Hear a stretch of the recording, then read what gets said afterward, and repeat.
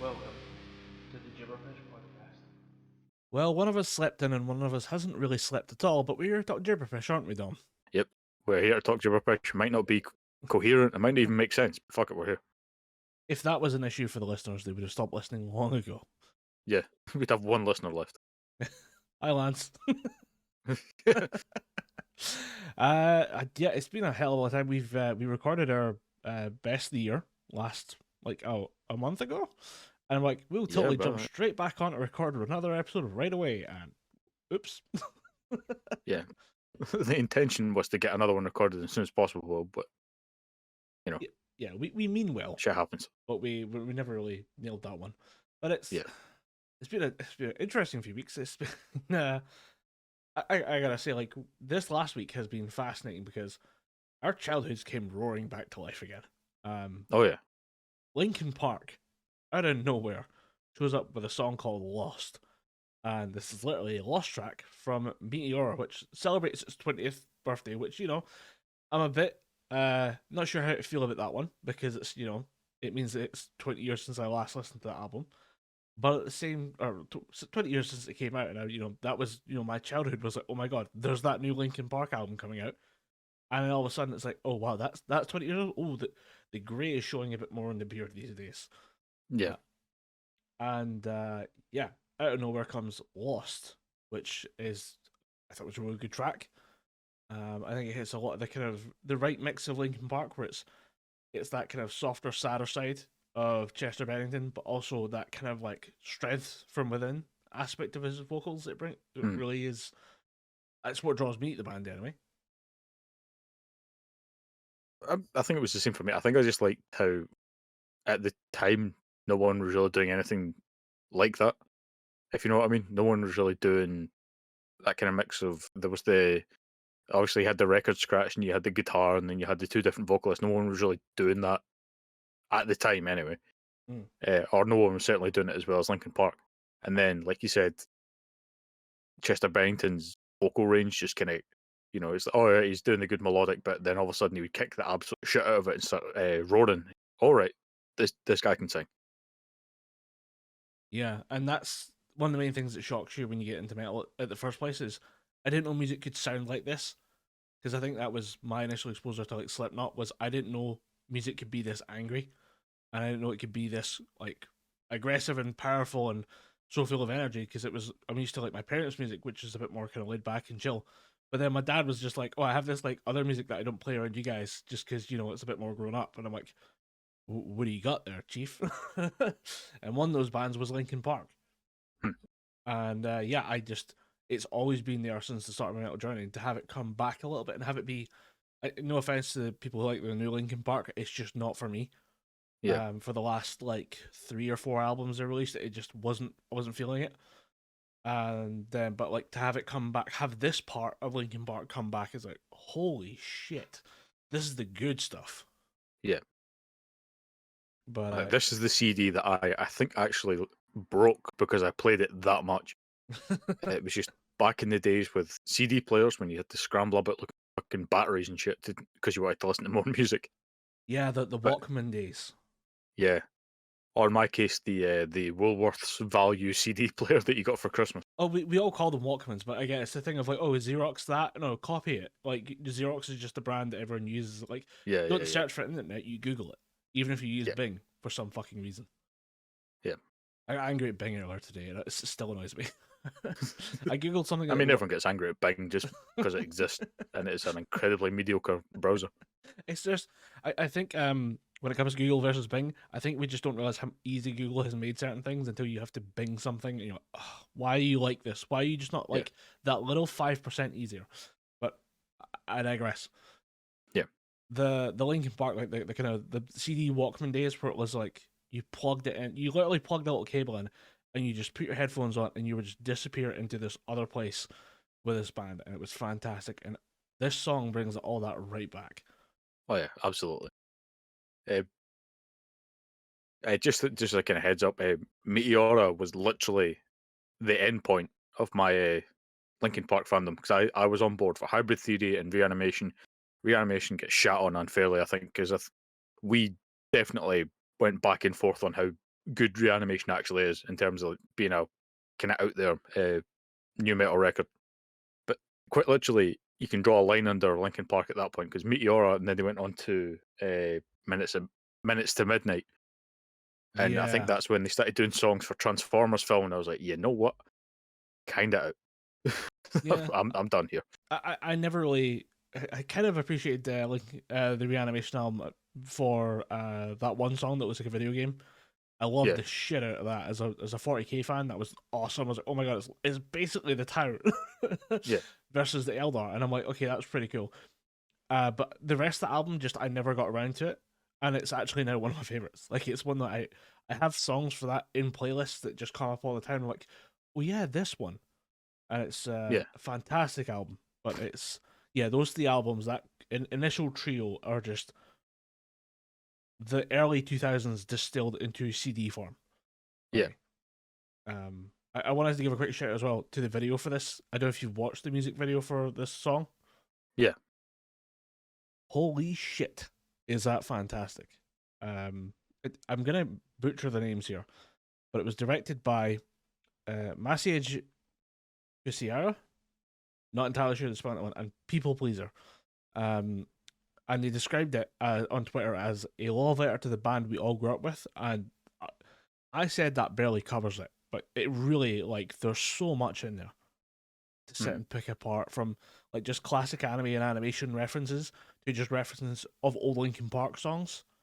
And it's like, holy shit. You look at it, you go, this really is something that someone's put their entire soul into for several months to make it look that good. Yeah. And to have And it, that was always the thing that I liked about Linkin Park music videos is there was a lot of anime influence in there. And when you were a young weeb back in the early 2000s, you were like, "Holy crap, we're validated now." Did you see that Linkin Park music video? They had Gundams. dude, there's a Gundam on the bed shelf. Dude, that's so cool. Mike Shinoda and Chester Bennington are the real deal, baby. They have Gundams. It's but to have it come back again and be like just so, like, so prominently, this is just an animated music video and it's fantastic. A lot of rotoscoping, which it can look wrong at points, but at the same time, I like it as a visual style. It's very definitive. Like, it's, you've got that kind of human movement, but then just the drawing over the top of human movement is always interesting to see how it pans out. But it's so well stylized, like it's very modern. It doesn't. I mean, I think a bunch of people love to have it like that kind of early 90s style of anime, but it's that doesn't always translate very well, and it doesn't look good unless you're a fan of that aesthetic. So yeah, having it be this kind of very modern take on anime is just just chef's kiss the whole way through. Yeah, absolutely.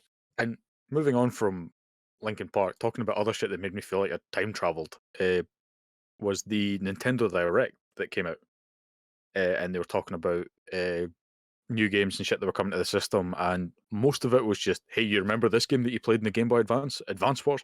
Well, it's coming to Nintendo Switch alongside a shit ton of Game Boy Advance games that you're going to have to pay £35 a year for, which I think, I mean, if it's only £35 a year, that's not too bad. That's not bad. Yeah, I mean, it's £3 Game a Pass month. Ultimate's what, $18.99 a month? So Yeah. it makes a bit of sense. Then following on from that, it's like, oh, you like Metroid Prime? You remember that game on the GameCube? Well, it's coming to fucking Nintendo Switch, and most people are just going, you could stop there. You've given us what we want. We've got Game Boy Advance games on Switch, and we've got a new GameCube game on Switch. Just stop there. And then it's like, no. We got more RPGs. We got more DS games that are coming to Switch. And then everyone's just going to sit and thinking, Nintendo didn't really have to go this hard for a random direct in the middle of February.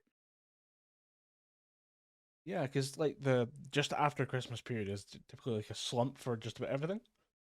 So yeah, Nintendo saying it's time to absolutely ball out in front of everyone when nobody's really. I guess maybe that's the point. Maybe nobody's really looking for big news, and then all of a sudden Nintendo goes, "Bang! Here's one. Bang! Here's another." Yeah, I see. Although, I see Legend of Zelda. that was their big kind of highlight sort of piece at the end, and I'm going to be a hater right now. I'm going to drink some of that haterade and say that the trailer wasn't good for being delayed for 6 years and not having showed a lot of it. That trailer did not show 6 years worth of innovation and development. It was not a good trailer. And then I see Pikmin. I see Samba de Amigo, Party Central. What the hell? Yeah, I mean, fucking Dreamcast game is coming back. Sea of Stars. Why have I heard of that before? Sea of Stars is a Kickstarter RPG, a sort of action RPG, and it has music done by I don't even, I think it's Mitsuda is their last name, and they are a fairly legendary game music composer, as they did Chrono Trigger and a whole host of other games. But the fact that they had the Chrono Trigger composer in there, kind of, well, put it on my radar, and it's actually a fairly fun game to boot as well. So I mean, remaster of Metroid Prime. Yeah, Pretty that's standard sold. stuff. But underneath Yeah. that, the article I'm reading from Game Rant right now, Advanced Wars 1 and 2 Reboot Camp. Yeah. Which, first of all, great name. I approve. Yeah. I've had my copy of that pre-ordered for a year now, and they announced it last year, but of course they felt under the climate with Russia's invasion of Ukraine, it wasn't really the right time to put out a game that was basically all about war, and where one of the main bad guys is basically an allegory for Russia. So they thought, let's pull this back until things simmer down a little bit. Yeah, and I mean, just I remember you playing Advance Wars back in the day. It was Yeah. borderline an addiction, to be honest. It was, and that game is, you say it's borderline an addiction, it is Stockholm Syndrome, because that game beats you over the head in later levels. And as a young guy playing your Game Boy Advance SP in German when you're meant to be listening to the teacher, getting frustrated at one mission at the end of the game where you have 3 infantry units and 1 tank and an APC, and you have to take on the entirety of Germany and somehow come out fine on the other end. It's nerve-wracking. Yeah, I'm looking at everything else here, and it mostly just boils down to these big hits.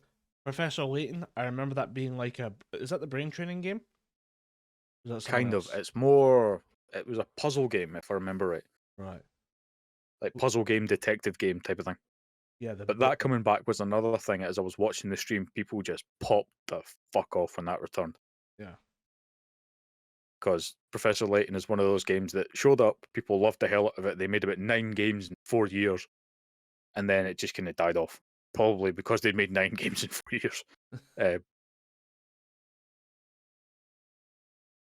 Yeah, it's one of those ones where they found like a vein of gold and just rushed straight through all of it. Yeah, and the thing that helped that along, that pushed that along, was the fact that it was big in Japan and the West. Mm. So both Western developers and Japanese developers was just like, fuck, get it out there. Like, we can make money in both states. It prints money. Let's just go for Yeah. it. Yeah, looking at it, and it's got the whole steampunk aesthetic. It'll probably, I assume, be set in some kind of Victorian England. Something like that. I have one Professor Layton game, and I literally got it when I was doing volunteer work down at a church in Bowness, and they had a pop-up charity shop, and they were selling off a whole bunch of stuff, and there somebody just dropped in a whole bunch of DS games and said, "Oh, I'm selling these off. If anybody wants anything, 50p or £1, and you can just take them." And I seen the Professor Layton game, and I was like, "I'll take that." And it was like 50 pence, and now I go online 4 years later, and it's worth 90 quid. Feel kind of bad for ripping that guy off, but Yeah. what am I going to do? He offered. Yeah, he offered, I took it. Yeah. Caveat emptor, bitch. I see a bunch of other stuff here. I mean, there's a Minecraft game coming to Switch that is probably going to kill all children's productivity if TikTok hasn't done it already. Yeah. Wheel of Katamari Reroll, which that's the weird game where you're rolling over stuff and it sticks to your body, right? Yeah, the whole point is to try and get as much stuff attached to the little rolling ball thing as humanly possible. Yeah.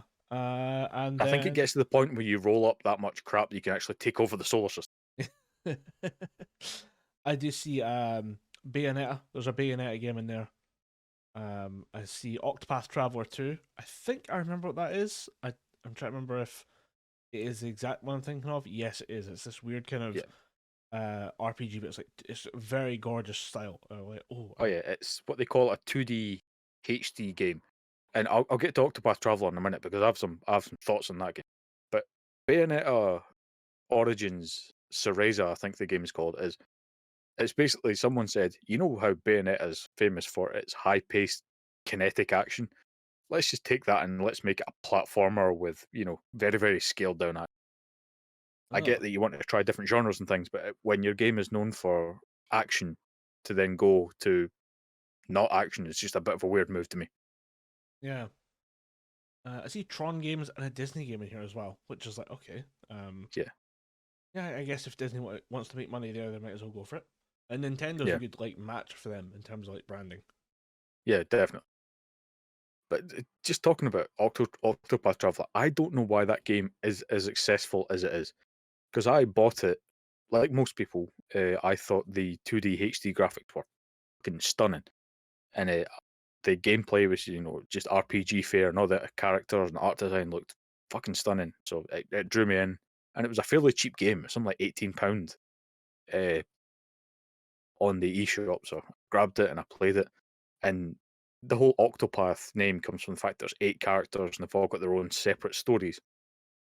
But what they don't tell you is the game starts from that character's point of view, and you continue with that character, and they get to a certain point in the game where they have to, do a sort of progression mission, and that leads them on to part 2 of their story. But in part 2, you have to do so much grinding and so much leveling up and so much not even story based shit. The story based missions only get you so much XP. They might have fixed this in later updates and shit, but the game itself was just so grindy that I stopped playing it. And then years later, I hear people talking about how they think Octopath Traveler is the best example of an RPG on the Switch. And my immediate reaction is just, did we play the same game? Because I don't think we did. Yeah, I think there's some people who just enjoy the idea of being stuck. They get to a world they like, and it's like the idea of being stuck there for so long. For you, it's like I'm stuck playing the same grindy loop. Whereas other people, are like, oh, I get to be there longer, and it just Yeah, I kind of guess so. resonates with them. Yeah, I think for me, it was just the character stories were interesting in the first part, but then the character stories don't change, if I remember right, in the second part, and you're just literally playing the same type of story beat.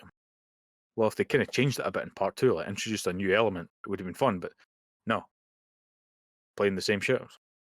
Disappointing.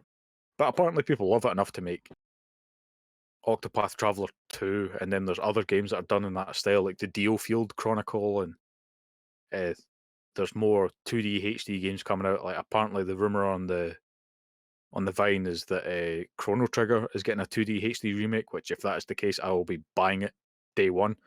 Although I am slightly worried how Toriyama characters will look in that style, but fuck it, I'll buy it and play it. I'm trying to remember what Chrono Trigger is. I don't know if I played it. I don't think so. I don't think it'd be your cup of tea because I don't think you're a fan of the old turn-based RPGs, but Chrono Trigger is, in my opinion, the best turn-based RPG, pardon the pun, of all time. I dig the style. It is very Toriyama. Yeah. It was around about that time where Toriyama was working with Square Enix. They just made Dragon Quest, and his response was, "Yeah, I'll do it, but can I make this thing as well?" And they're like, "Yeah, sure, whatever. It's not going to do well." Then to this day, I still think it's outselling every Dragon Quest that they release. I always love when a corporation says, "Yeah, but it's not going to work." We all know that, right?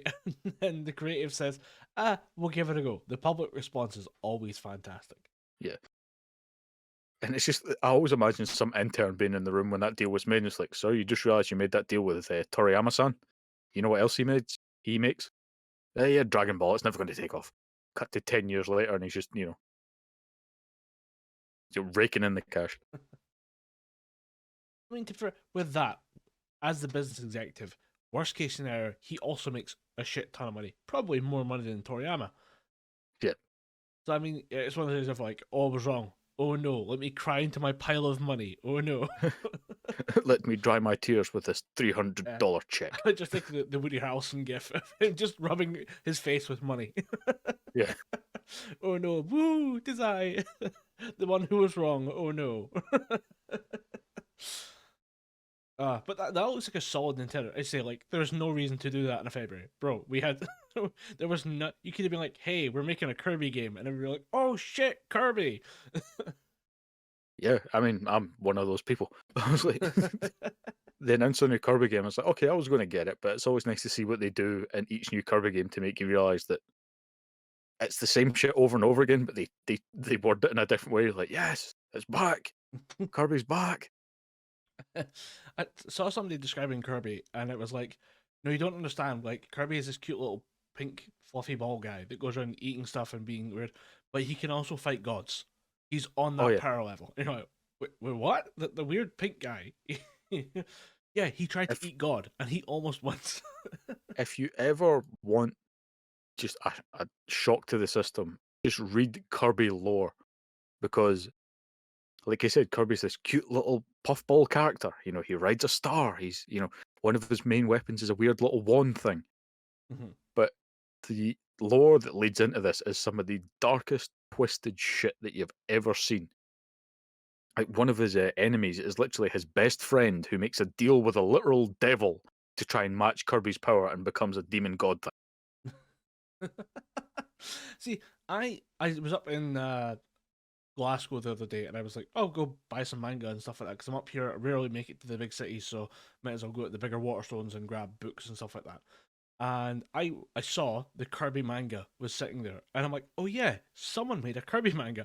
Now I'm like, "Why has no one else made Kirby manga, TV shows, the works?" Like, I'm now mildly interested in Kirby lore. This is Yeah. this is a twist I And did then not they see add in coming. shit like the Meta Knight, and you're like, oh, right, Meta Knight's just a kind of, he's what Kirby could be. It's like, no, Meta Knight's got his own sort of, tragic saying like history where he's literally the strongest swordsman on the planet, and the only reason he's trying to raise Kirby is because he wants a challenge. I'm sorry, I had a drink in my mouth there, and I nearly fucking spat it all out. The idea that you're raising your own son so that one day you might finally have an opponent that's strong enough to kill you in a single-handed duel. You're like, Yeah. awesome, that is fucking metal. And Why like, is the Kirby I'll lore so send you a cool? I'll send you a picture of what Meta Knight looks like, and you think, nah, this guy's not a kick-ass badass swordsman. He just got a sword and a cool mask. I know Meta Knight. I remember Meta Knight from Smash playing Bros. Smash Bros. But at the same Yeah. time, like the idea that he's just like, oh, I assume he was like kind of dark, evil Kirby, just fucking around, like just like the way there's like Mario and Mario. The idea that Yeah. that would just be like, oh, Meta Knight's just kind of like dark Kirby or whatever. The idea that he's raising him to defeat, so he can finally die in single combat. Yeah, pretty much. I demand an honorable death, my son. You're like, okay, Dad. We're weird little gooey ball people. Can we tone it the fuck down? There are children watching. Yeah. Oh, that's awesome. Yeah. Kirby lore. Go and read it. It's some fun shit. Speaking of dark lore, Berserk. I actually managed to finish the Berserk manga. I am up to I finished volume 41, which is the last volume published with all of Kentaro Miura's work. And obviously after this, Kentaro Miura is dead. Volume 41 includes, I think, chapter 364, which is one that was part way through completion, mostly finished at the time of his passing. So that one's a little contentious within the fandom, and I can see why. I won't get into details because, Dom, I'm very proud of you for getting your hands on the second deluxe edition book. I admire your restraint, but at the same time, I'm gonna keep volunteering my copies of it at the same time. So, Dom, can you please catch up? I'm begging you, man. I'll get there eventually, but I started this path. I will continue on it until I'm bankrupt, which, given how costly these books are, might be sooner than I think. But yeah, this is I was emotionally devastated after finishing the manga because it just ends so perfectly for Berserk. If this was any other series, I'd be like, what the fuck are you doing?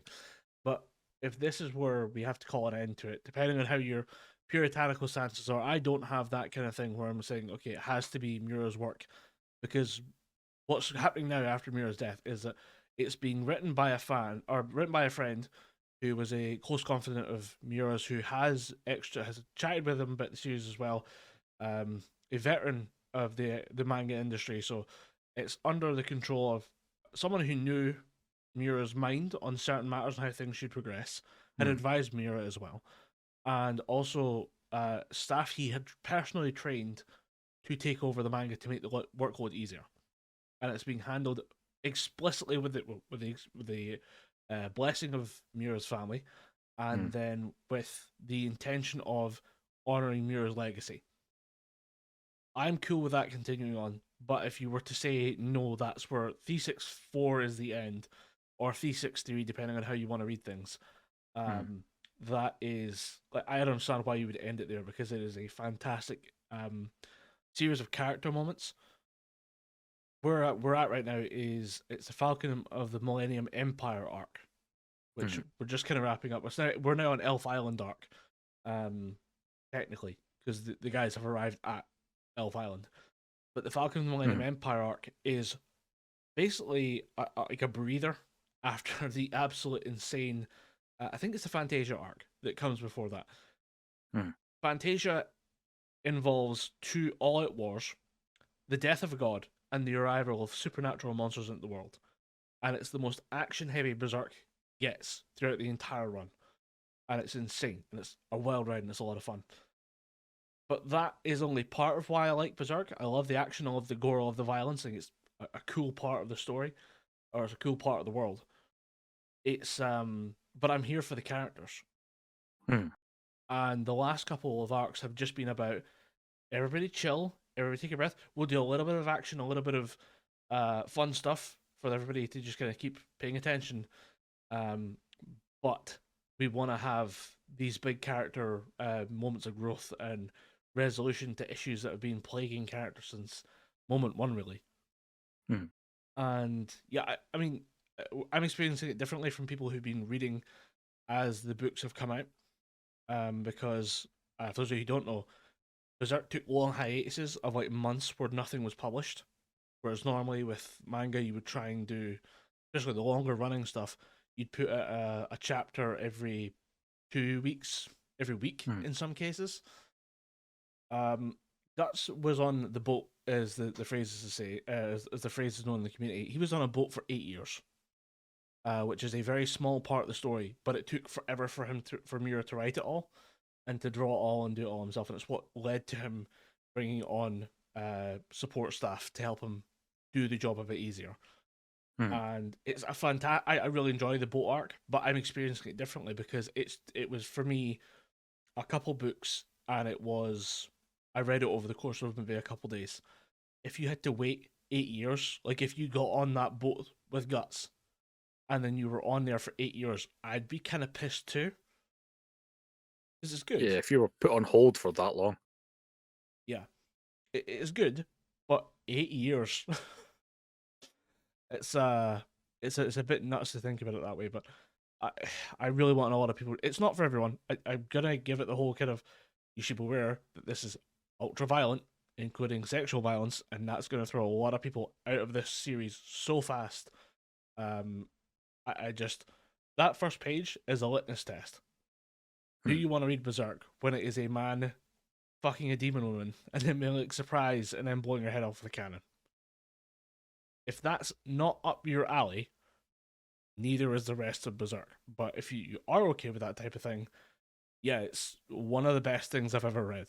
So, yeah, that's where I'm at right now. I want to think and eventually talk about it more, because it's, I mean, just the last 2 chapters alone, I've already, like, I started trying to talk about it someday as like a quick message. It quickly turned into an essay about how all these things were tied together and all that. And I was like, I can't just be like in a Discord chat, like, hey, send, bang. Yeah. You can't send this level of just kind of analysis and like just taking things apart and overreading into all these little things that have built up to it. I'm really impressed by the way things have kind of all been tied together. There's still obviously things going on in the book, and there's more to be explored. But I'm happy to see that they're continuing on with the series. But if you're like, there's all these things that you can sit and pick apart, and I'm like, that to me is the sign of something great, is that I can sit there and pick it apart and read it and reread it different ways depending on my mood and how I interpret certain things. And it's dense. I'll give it that. It's a dense work, and I like it. It's been an absolute joy to get through this for the last. I mean, I want to say it was like in July 2021 I started, so it would be almost 18 months that I've spent Yeah, reading bet this that. series, and just it's been a joy. That's all I'll say. Yeah. I think for me, what I like about a comic book is when you can say to people, no, no, no, it's not just that, because I, not so much now, because, I don't have the energy to explain to people all the nuances anymore, nor do I want to be that asshole, but I used to be that kind of guy who's like, oh, you think Deadpool's just random, but no, read the Deadpool book. I challenge you, it's not, I say to you that it's not just, whoa, Deadpool's weird and crazy, like, there's actually shit in there, and even though I can try and stay away from that now, it's still one thing that I will say about Berserk is it's not just ultra violence. I mean, it is in there, but you know, look into why Guts is like that. Like, look into why he's fighting so hard. Look into why he goes fucking buck wild on any demon that comes across his path. It's because that character has went through such an ordeal, such amount of shit that this is what this world has turned him into. Like, actually read the lore behind the character instead of just looking at the pictures and say, oh, look, he just blew a demon's head off with an arm cannon. Yeah. Ohiangi. Oh wow, such deep Yeah. character writing. But Yeah. that's one thing as well I want to point to as well is, for all that Berserk has the anger and has flawed characters, I wouldn't say any of them are rewarded. No, no, no. The world doesn't reward Guts for being angry. It's actively killing him for being this angry all the time, which is a fascinating thing for somebody to add into a strength and rage based character. Yeah.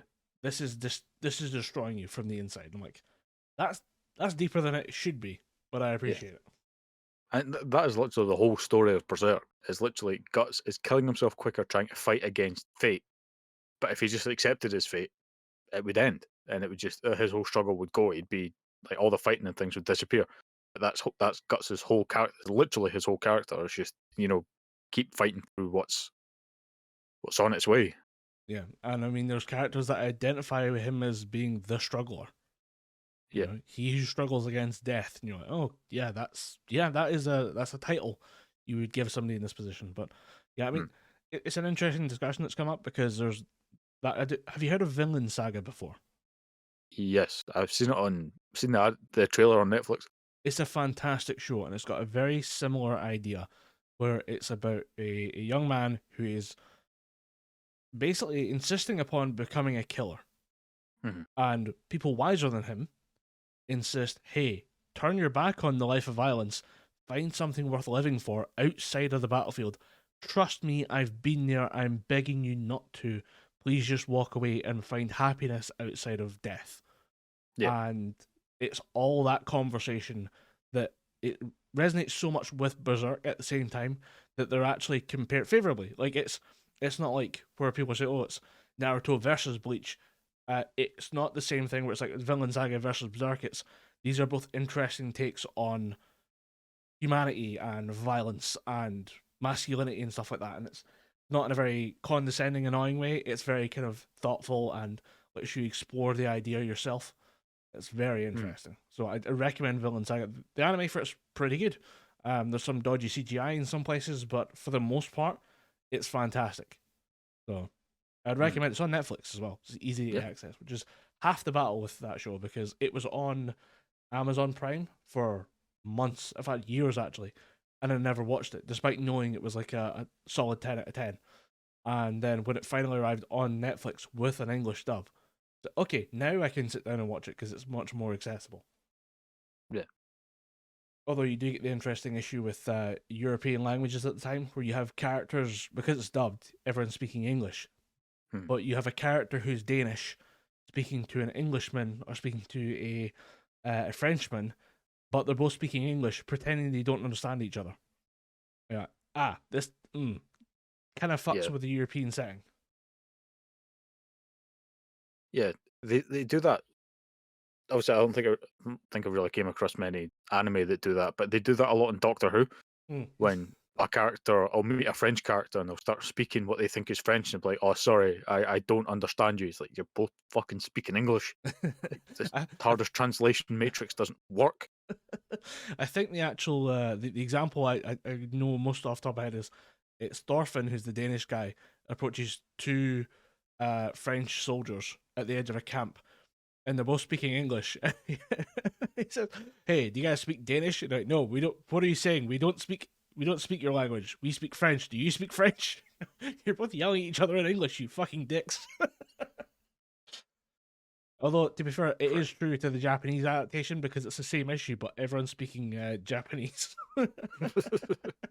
except for there's borrowed words that don't really translate well in Japanese. So you've got like occasional things being yelled in English, and it's like, wait, is that English because it's English, or is it English because there's no Japanese word for that, and therefore it's a borrowed word from English? It's a whole other level of just like, what the fuck? And as it's being spoken by a Danish person, is he speaking that word in English or Danish? Because he's working as a Danish person with the English in this series. You're like, ow, ow, my head. Yeah, I'd recommend Villain Saga, and obviously we've been talking a lot about Berserk for the last 18 months. But yeah, this is the moment where I tell you, it has all been worth the hype. And yes, it is dark, yes, it's terrifying, but it is a very good series. As I move towards my New Year's resolution, reading more, I think I'm finally going to crack open those Berserk books and get them read, because after Uzumaki, I fucking devoured that book.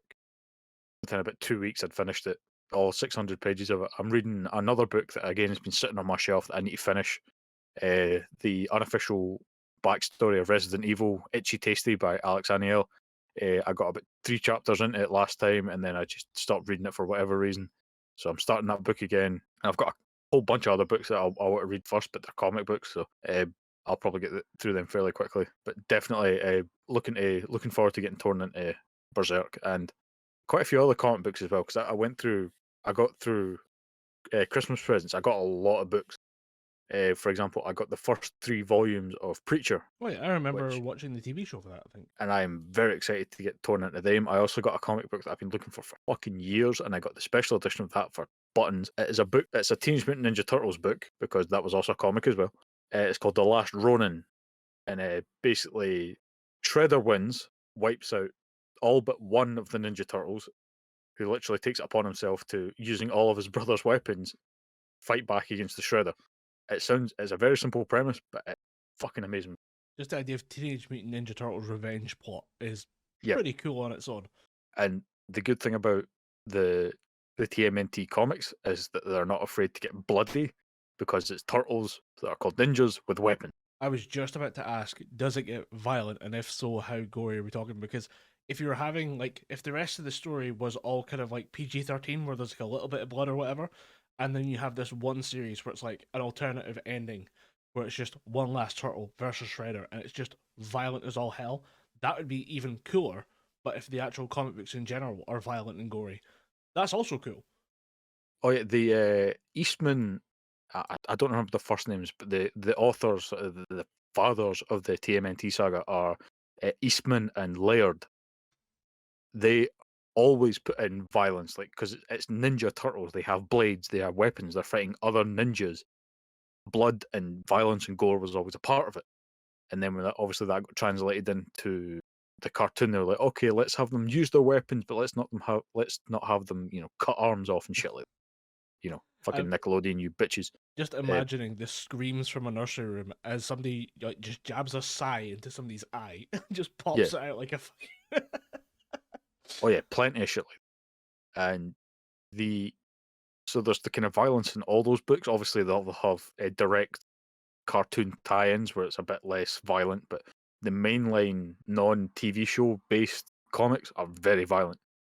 And The Last Ronin is no exception, because it's literally the Shredder and the Foot Clan have basically taken over New York City, and they're getting slashed and stabbed, and people are getting cut up left, right, and center in New York City streets.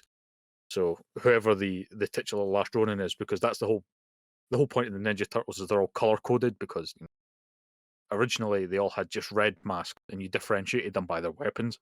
Then that got translated to TV, and it's like, let's add in a bit of color. So and in The Last Ronin, the only remaining Ninja Turtle is wearing a black bandana, and he's covered in sort of black garb, and he's got all the weapons. So the whole fun of the story is, who the fuck is this last remaining turtle?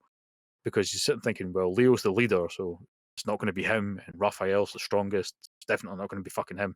So I've got my theories as to who it could be, but I'm genuinely just want to get reading the book. Now that was going to be a follow-up question was, okay, you've been very coy about not naming the turtle, but you don't know the name. That's an interesting twist as well. Yeah. I like that. Because it's literally, I will say it's fairly common knowledge because the book has been out for a while, but the book starts with the aftermath.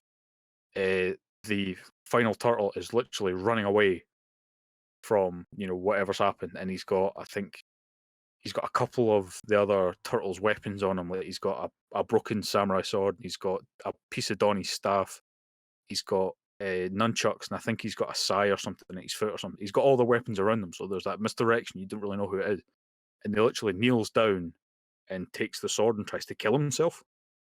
But Holy shit! Okay. he passes out because of blood loss and wakes up, and I think a couple of his other sort of compatriots are helping him. Some of his other allies are helping him, and then literally that turtle disappears once he's healed, and then he comes back as the last Ronin, decked out in the sort of the black turtle garb.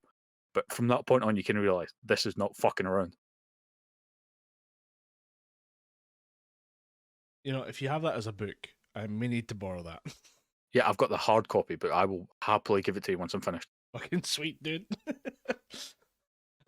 Is it okay if I eat it while eating pizza? Because I feel like I have to. If you get pizza on my book, Right. I will be annoyed because I can't eat pizza. I don't want my book smelling like pizza. I have bad news. It's gonna smell like pizza, bro. I'm sorry. Damn it. Actually, No, I think you have to if you're reading a TMNT book, you have to have pizza there somewhere. yeah. I Law, I just think. because you mentioned Junji Ito, I've already offered to give you Gyo, and I have a few more books as well.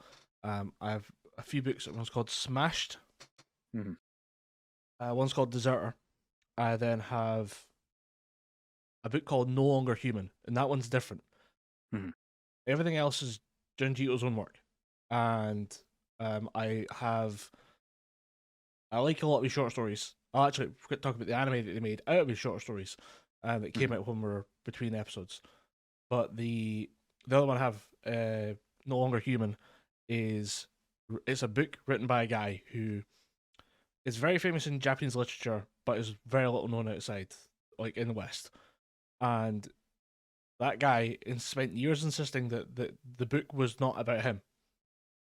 Despite the fact that it's about a guy who kills himself, and then like a few months, or I think it was a few months after he wrote the book, he killed himself as well, in almost the same way.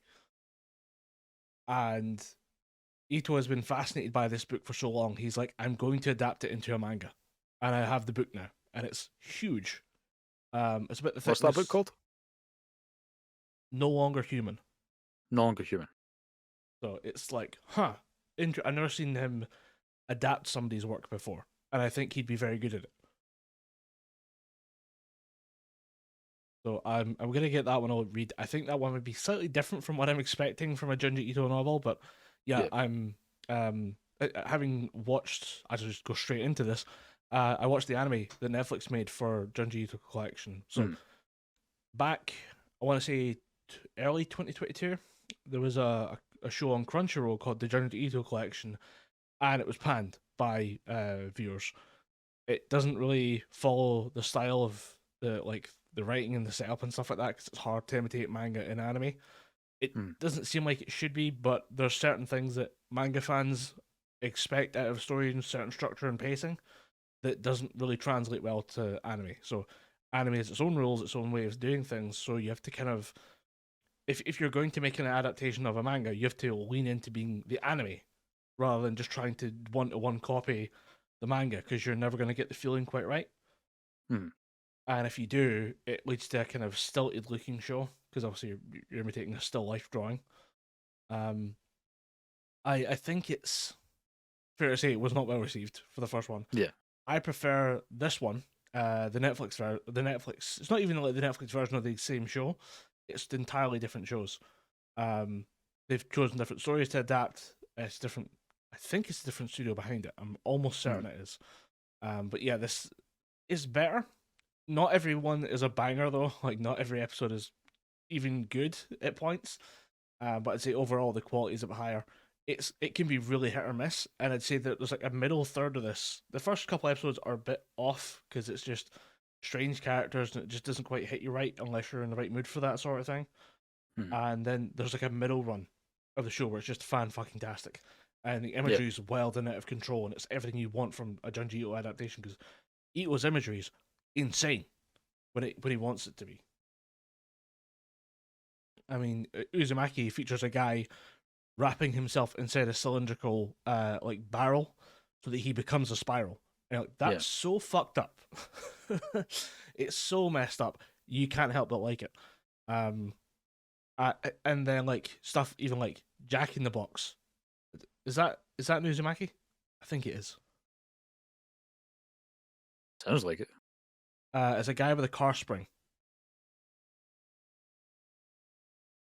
Oh yeah. Yes.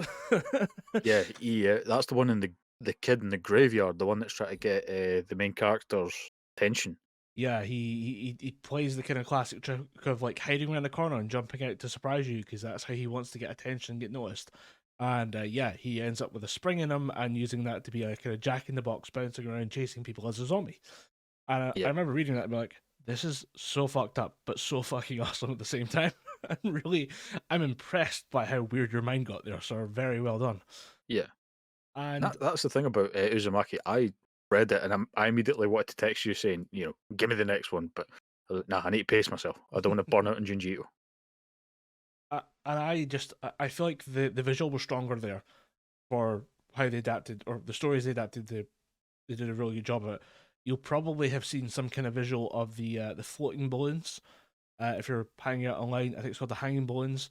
I think I have that short in one of the. I think it's in the Smashed collection, so I'll be able to compare the two. I get to finally do this. I get to be a total fucking cunt about this as well. Actually, I think you find that the adaptation of Tommy was a bit subpar. I preferred the manga. Hey, there it is. I finally become that cunt.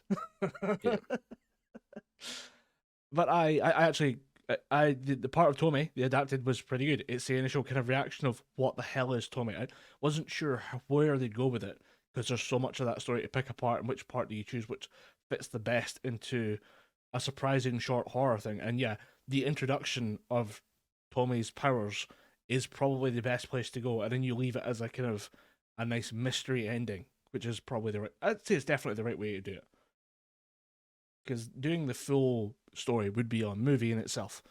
So yeah, there's parts of it I really like. But I said to a friend, because she knew a little bit about Junji. She'd seen the one with the cave where people find a hole in a rock that fits them perfectly. Yeah, and they go further and further into it. And she's seen that part, 'cause she read it and was like, that was so fucked up, I want to see more of this guy's stuff, and never actually followed through on it, which, understandable. I do the same thing quite a lot.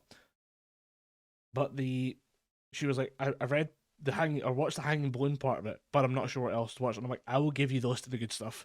You can skip over stuff that you might find a bit weird. But again, it's horror. I think horror's got that same kind of subjectiveness. Like, what's terrifying for you and me is not the same as what's terrifying for someone else.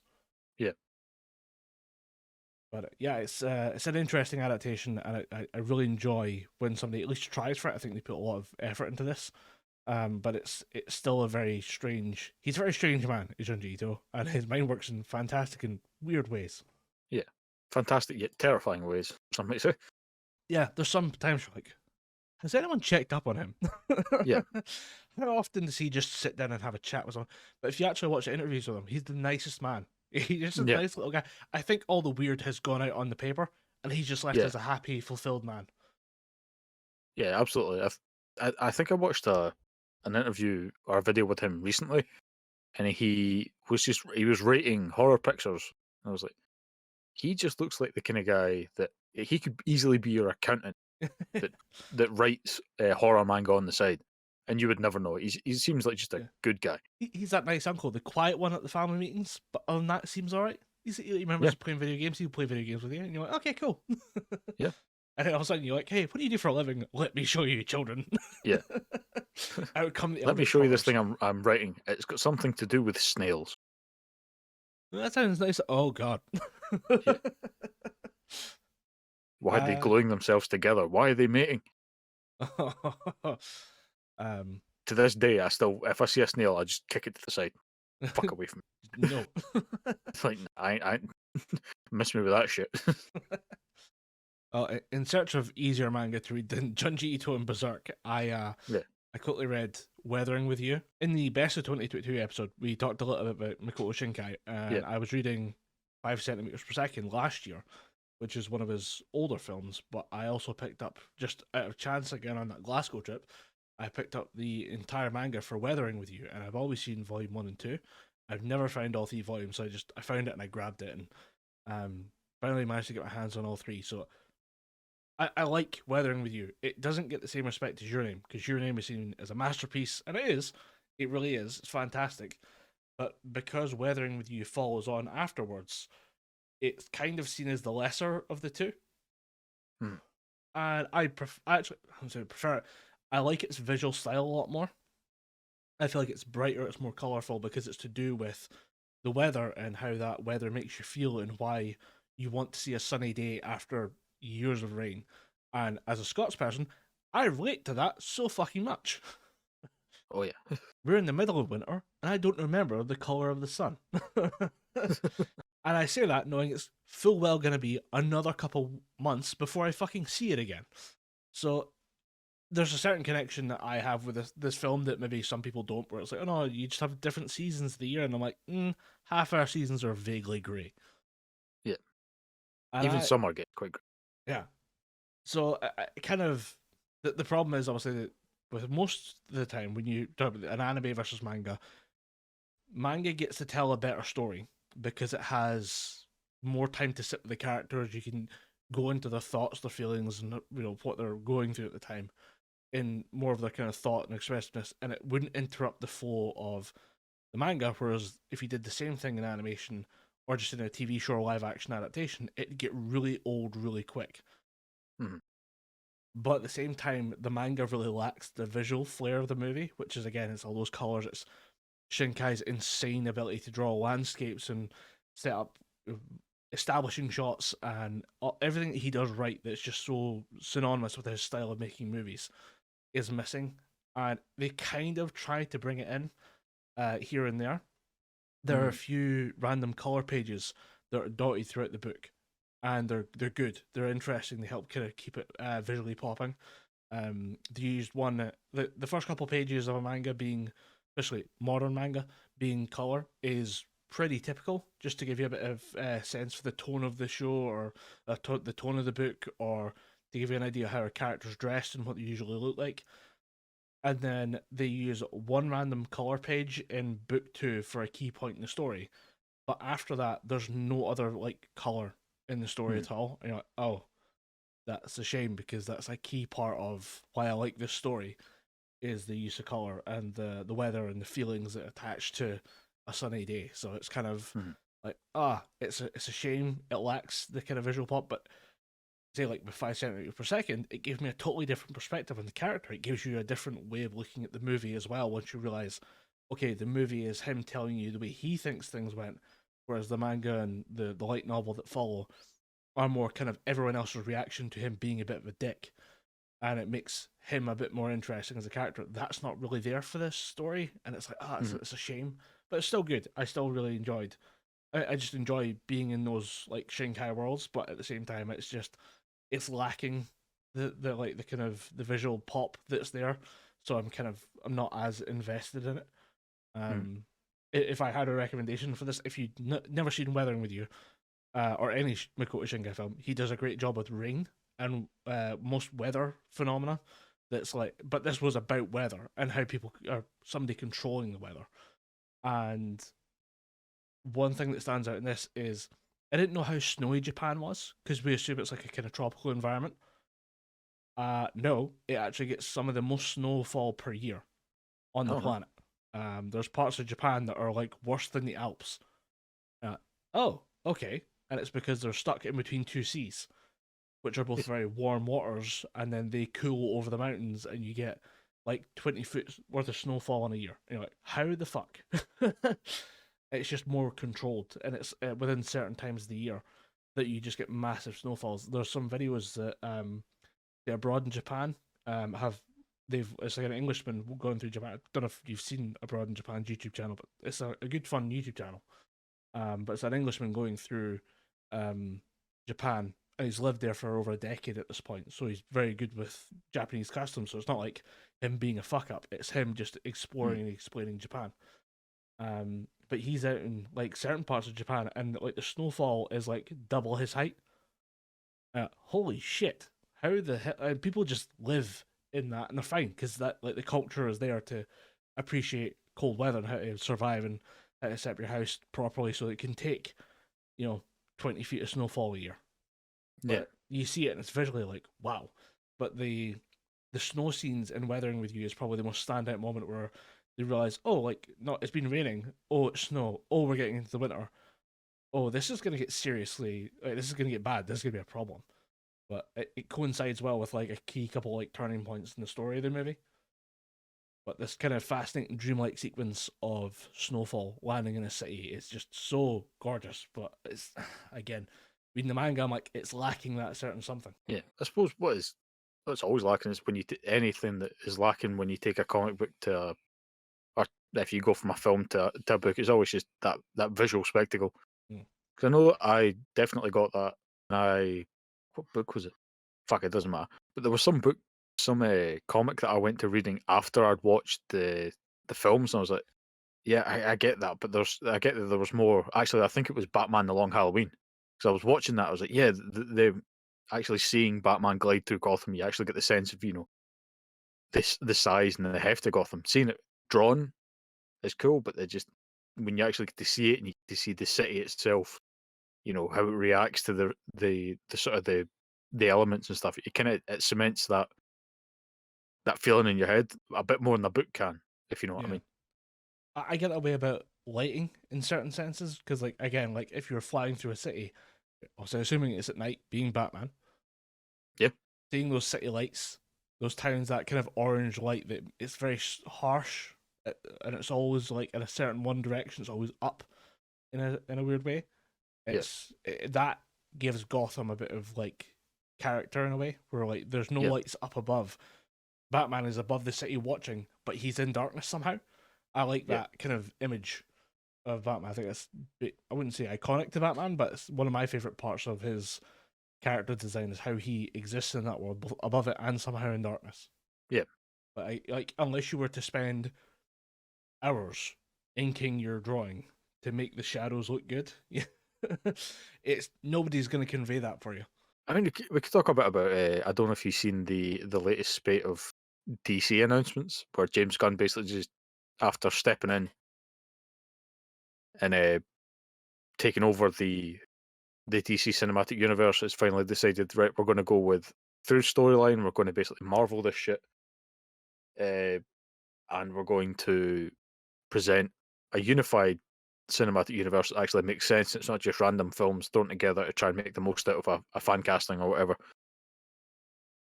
It's basically what you'd expect. It's he's going straight back to basics with Batman, Superman. He's adding in a couple of different stories. Like there's a comic book called The Authority, which I do not have any hold for police van. Fucking 5-0. It's all kicking off. Aye, he's starting with The Authority, which is a team up film which has got something to do with the cast of Peacemaker. He's giving Amanda Waller her own TV show, which I get because Amanda Waller's a fairly important character in the sort of DC universe at large. We're finally getting something Green Lantern related in the Lantern Corps, which has both Hal Jordan and John Stewart, who are the kind of the main two Green Lanterns in the comics run right now, along with other Green Lanterns. Like you'll probably see Baz Khan, you'll probably see the other female. I think it's Jessica Cruz, the other female Green Lantern. You'll probably see Green Lanterns from all sort of iterations and things like that. The thing that kind of sticks out for me is the fact that he's quite keen to keep everything separate. As in, like, it's going to be a very harsh divide between the Snyderverse and then his stuff, or? No, he's basically with the new Flash movie, he's rebooting the whole thing. So everything up until the Flash film is canon. Then they're rebooting the series with Flashpoint, Right. and from then onward, it's a new timeline. But Matt Reeves, the Batman, is going to be what they call DC Elseworlds, which is outside the main canon. Which So is Matt Reeves' Batman's still going to happen, and they're going to continue with their own version of Batman that's in canon. right, because that's maybe the advantage you have of being DC is that you can say, look, we reboot worlds and have side worlds for everything. This is just how we're handling this because this thing works by itself, but we're not trying to make everything else like that. Because I think that might have been the issue with the Snyderverse was they already had things in film, like done and ready to go, and they said, Yeah. "Oh no, we need to edit it to be more like blah." And 9 times out of 10, the blah was another, was like an MCU thing. But every now and again, it's like, no, we need to make this more funny, like that Shazam movie. And you're like, no, don't do that with Batman. Although I think they're continuing with Shazam as well. I think Shazam's going to stay in canon, which, to be honest, is not a bad move because it's what's his name, Zach Levi. Is it Zach Levi? Yeah, Zachary Levi. Yeah. Aye, he's a good Shazam. He gets that kind of, he's good as the man-child that is Shazam. What's given me cause for concern is the fact that they're adapting a Batman series called Batman the Brave and the Bold, which I'm okay with, but that isn't a Bruce Wayne Batman story. So it's making me think, are they doing Dick Grayson Batman just to really step away from previous iterations? You Because know that'd be what? cool. That'd be interesting. See if I don't have to watch his parents shot in that fucking alleyway again. Go for it. Yeah, I mean, you wouldn't have to watch Bruce Wayne's parents get shot in an alleyway. You'd have to watch Dick Grayson's parents die from a trapeze, which again, is something new. I'm sorry. I laugh at that because it's really wrong to imagine just the splat noise. I'm a horrible person. I'm sorry. There's a death in a Final Destination movie where somebody falls, lands on their like face, and snaps their spine in half, and I think that's the funniest shit. And I just imagine that, but at like a bigger scale. I'm such a bad person for that, but right. Sorry, dead parents. Taking it seriously. I mean, I don't know how you can properly segue away from that, but I know they're planning on putting Damian Wayne in there as the sort of lead Robin, which I'm fine with. If they're willing to change things up, I'm okay with it. As long as it's done well and it's not done with the kind of, oh, let's change Batman, let's make it something totally different and end up with a Witcher situation where it's something that's barely like the character and source material, but it's changed in so many other different ways. Yeah, and if you want to make a definitive statement of we're not doing the same as before, it's a great way to do it. I'd say that you could probably, yeah, I think if you make big move of like step away from Bruce Wayne Batman to his accomplice and then having him mentor the son of Bruce Wayne, that sets up with a lot of stuff you can do. It moves you away from all the previous. It basically moves you away from Ben Affleck. Yeah. Who wasn't really much of a problem, but at the same time, he's been in the Batman role for so long. It's been his for a while now. With the exception of like a couple of older, like classic Batman coming back to do it as a bit. It's the fact that he's had the role for a few years now and done not a whole hell of a lot with it. I mean, he was in Batman vs Superman, which, opinions are divided on that at the very best of times. And then he did a scene in the Suicide Squad, and then he did 2 versions of Justice League. He's not really done a whole hell of a lot. Yeah, that was 2016. That was 7 years ago. Yeah. Was there no other Batman thing he did before that? I swear there was something else. No, Yeah, Batman he never vs got Superman his was his solo first. Batman movie. Yeah. Yeah, his Batman vs Superman, it was meant to be Man of Steel 2, but then they shot the bed halfway through it. That's a shame. He could have done something with that. Yeah. And then they're going back to square one with Superman. Basically, it's Superman year one type of thing. It's a younger Superman. So Henry Cavill, yet again, I think for the 3rd time now, has lost the role of Superman. And he was doing so well. He really had the nerd world in his hands, and then it kept falling away. And you're like, don't worry, he's still got that. Oh no, he doesn't anymore. Fuck. He's still got Warhammer. Yeah, He's always going to have that. We refuse to let them take it away from him at this point. Yeah. He deserves a win, okay? He's Henry fucking Cavill. Give him a break. Yeah.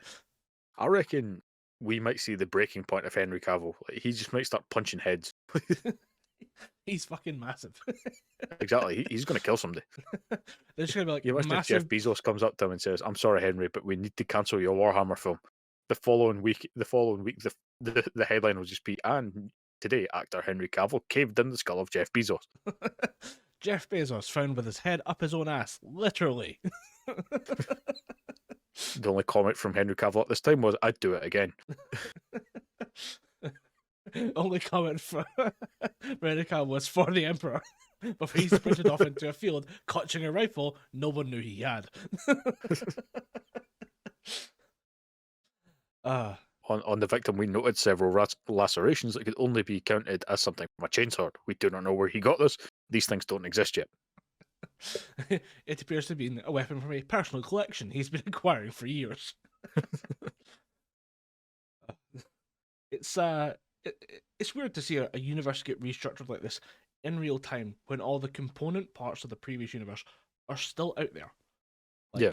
Snyder obviously had to step away. He's gone. He's doing his own thing with Netflix. He's doing Army of the Dead, and he's doing a sci-fi movie as well. Mm. And then obviously Henry Cavill's out and about, and then you've got Ben Affleck. I don't know, maybe he's just done with it. Like, if you were basically being jerked around for 7 years, being promised movies that you never... That's the thing is, the movie came out in 2016. He was probably working on it in 2015. Yeah. So add an extra year to 18 months onto whenever he actually became Batman. If you've been getting fucked around for 7, 8 years, and then they're just like, yeah, you know what, thinking about going in a different direction, I'd probably just throw in the fucking towel and be like, you know what, fuck you. Yeah. I think it's just, like you said, it's got to a point where it's just, he's been promised so many different Batman films. It's like, you can get to direct your own one, or you're going to be, this one's going to be the one that you're in, but you don't get to direct it. We'll give you an executive producer role. Mhm. I'd walk away from it as well. Guaranteed paycheck or not. But I don't fucking care. Whatever reward was promised is not worth it. But the key question remains, outside of needing him for some sci-fi bullshit, how the fuck is Ezra Miller still the Flash? I have no idea. It's unreal. The fact that James Gunn basically said to him, or said to people on Twitter, the film is really good. You're going to love how good the Flash is. Yeah, but surely you're going to honour the whole, kicking Ezra Miller out afterward, because guy's a fucking psychopath. Apparently, he's still getting kicked out, but at the same time, the fact that they're bamming up Ezra Miller as the Flash before he gets kicked out is kind of weird. I think that might just be a studio thing where it's like, okay, we can't really just say this is like, it's being done, and we're just going to shove it out there and then like throw it on a streaming platform and then just forget about it, and then release the new canon starting like 6 months from now or whatever. Like, it's not going to be 6 months, but like a year, 6 months from now. Yeah. You can't really do that. I'm pretty sure that would damage their reputation to the point. I mean, also as well, that Batgirl film is gone as well, and that's confirmed which is gone. Which I'm not gonna lie is dumb. It's remarkably dumb. It's in the can. It's edited. It's basically ready to go. Yeah. Nah, and I'm like, okay, now I'm morbidly curious. How bad was it, or like how off-brand was it that you're not releasing it? Like, I reckon enough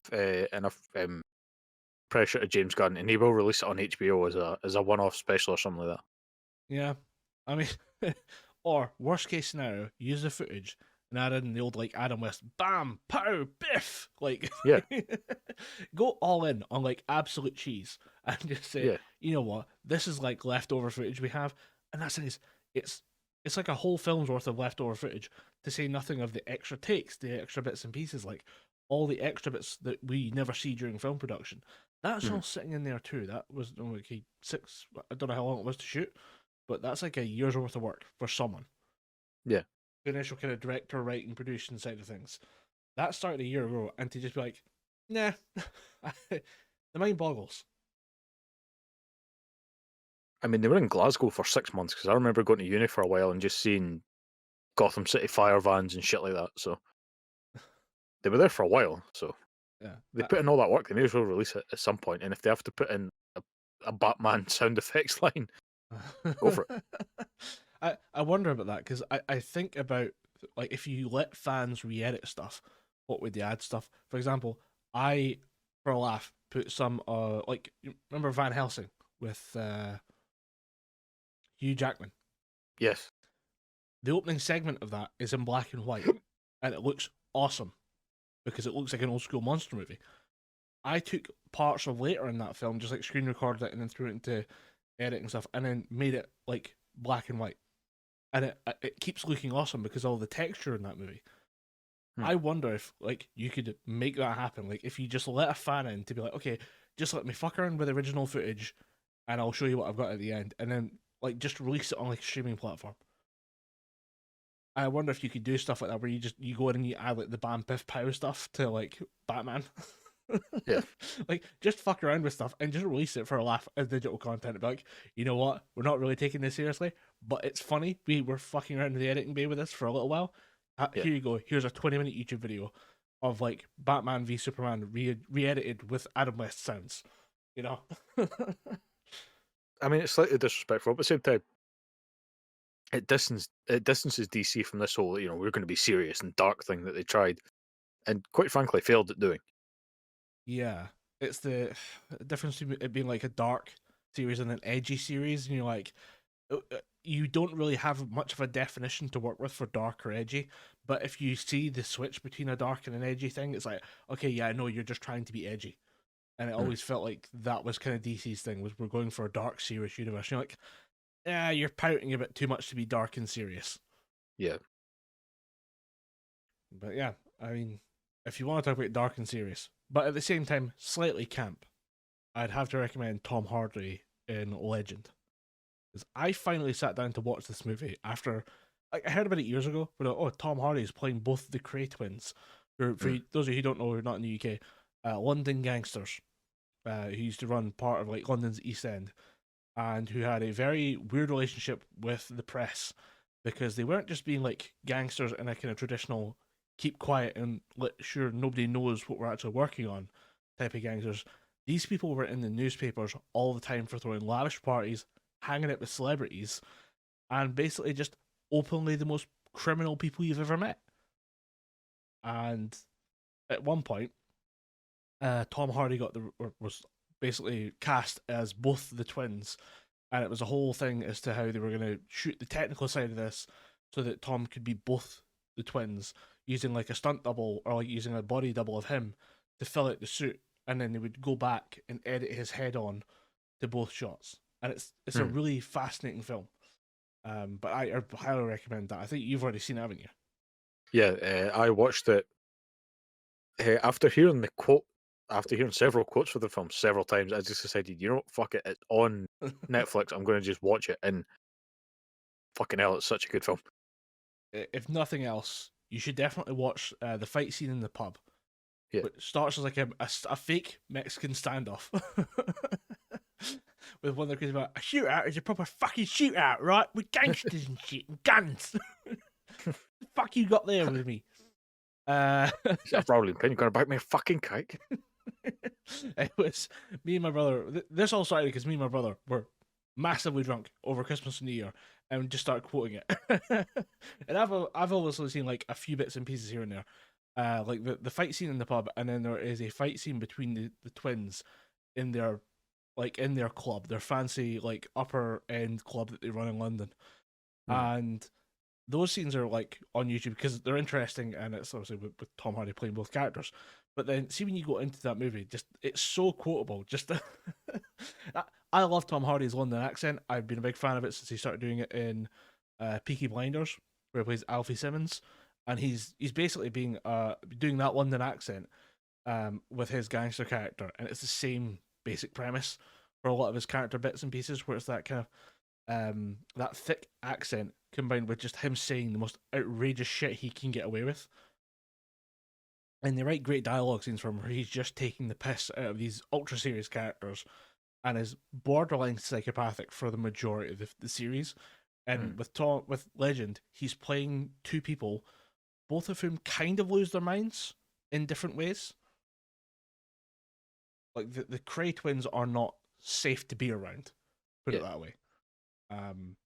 It's fun to watch him play both versions of insanity in the same room as himself, where one will be a bit more sane and sober, one will be the voice of reason, and one will be gradually losing their shit throughout the course of a scene, and then just have them both flip flop back and forward, whilst spouting off fantastic dialogue. I can't remember. Yeah. I can't remember why he says it, but he says, "Give Ron your sausage." I don't know why that's fucking hilarious. But it ties in, like, they do a lot of work to make sure that all the majority of the movie events tie into shit that happened during the craze real life, like the fact that one of them is outwardly gay, which is a big deal in the 1960s. But at one point, they are tied to a politician, like the gay twin is going to sex parties with in London with a member of parliament, which would not have been done in the 1960s. And that comes up as a bit of drama. And then when it's reported to the Prime Minister, he says, "Haha, great, we can use this as political leverage that the other party are homosexual, and that will destroy the fabric of Britain." And it's like, you might not want to do that, Prime Minister, because 4 of your guys were seen there as well. It's like, fuck. I can't even use this political leverage. Well, fine, just tell him not to get caught again. But it's interesting. It's a good window into that 1960s, because we don't really talk about that part of British history that much. It's very kind of unknown. It was just kind of like people just kind of got on with it, I guess. Yeah. Whereas like the 80s, it's all punk rock and roll side of things. It just doesn't, like, people kind of gloss over that part of the world. And there's a good part that they bring up that the Cray twins were kids during the Blitz, so they would have seen parts of London, right, parts of their hometown, getting the shit bombed out of them. And from a very early age, they would have seen things that would have fried most people's brains and just kind of ignored it and got on with it. But obviously, you can tell it's kind of buried deep in their brains, this kind of casual attitude towards violence.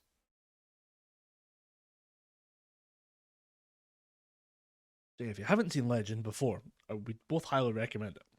Oh yeah, absolutely. Even if you just want to be quoting random, quoting random lines, or you just want to see a genuinely good film, I'd highly recommend it. It's on Netflix, and if you want to buy your own copy, I can't imagine it too expensive on Amazon or in HMV or something like that. It's up there with those weird, like, I think Tom Hardy is underrated as an actor. Because he has a bunch of good roles that everybody kind of goes, "I like that role, I like that film, I like this." Like, I love Bronson. Oh yeah, Bronson's by far and away his best film. Yeah. And again, infinitely quotable. Yeah. I want my hotel room back. It's my favorite part. I read the book that the Bronson movie is based on, and the introduction is by Bronson himself, who points out that Tom Hardy, when he came in to audition for the role, he went to meet him as kind of preparation and research for the role, and did a bunch of like chats with Charles Bronson himself. And he said when that kid came in the door the first time, he looked like he was all skin and bones. And he came back 6 weeks later and came back looking like a cage fighter, looking like he'd done a prison workout every day for 6 weeks, because he had. And it impressed Charles Bronson so much that he gave him the nod. But okay, you're definitely the guy for the role, because you actually went and fucking did it. You went and made the body that I have for this role. And it's like, oh, that's the commitment he has to these roles. I think as well, like, obviously Mad Max Fury Road, fantastic movie. And yeah, in a weird way, I actually give him more props for admitting that he fucked up during the production, because he said he didn't have faith in the movie because they were shooting it in such a weird way that he didn't understand what was going on.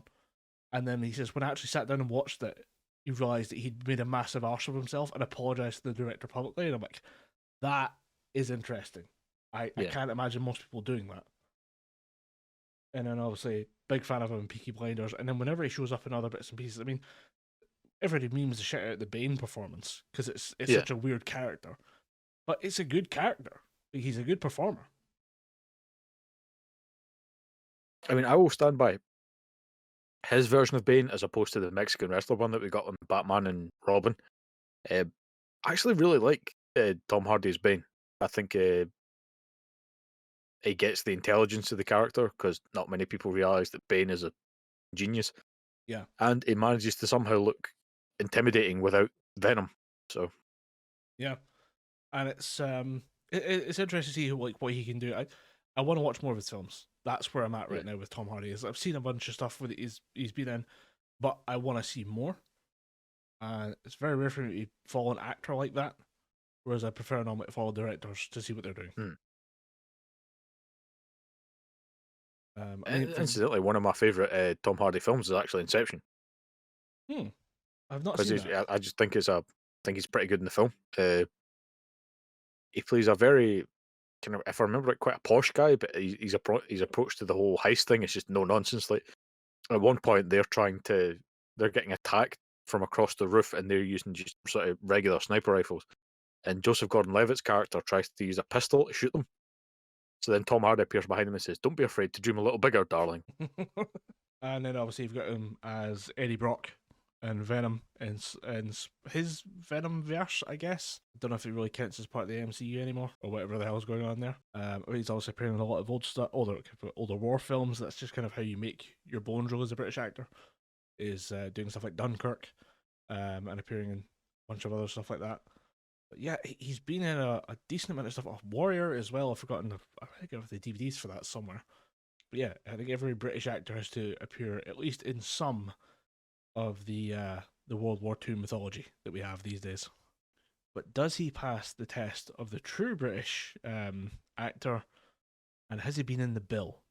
No, he is not. That's a shame. Looking at his IMDb, it's basically the only thing left. He's on Layer Cake. Is interesting because I've seen some parts of that I was like, well, that's interesting. It's like old Daniel Craig movie from back in the day, and it's like, oh, I've not actually watched that movie. It's apparently classic British sleaze cinema, sleazy crime cinema.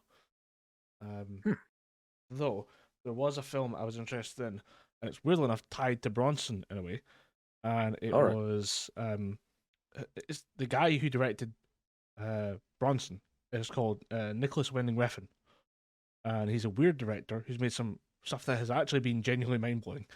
He made a film called Severed Ways, which is with Mads Mikkelsen, and it's a Danish film about Vikings making first contact with Native Americans. And it is not as cool as you think it is. It is just a guy wandering around in an art film for like an hour and a half before he gets his head bashed in. And you're like, interesting. But he has also made a series of I think it's described as like a crime trilogy of films that are on there. It's called the Pusher trilogy. Pusher. He's made those, and apparently they're very good. So they're recommended in the same vein as like Layer Cake and Legend, where it's like a regional crime drama. It's not like big American stuff. Pusher being Danish, as opposed to being like English. So I'm interested in his stuff. So just because I like that director, the stuff he's made is always very odd. Nicholas Winding Refn has made advertisements that are more shocking and visually entertaining and interesting than whole movies. And you're like, okay, weird, but go on. So yeah, I'll check out the Pusher trilogy at some point. I just need to find where the hell they're broadcasting, because it's not like we get a lot of Danish cinema over here. Yeah.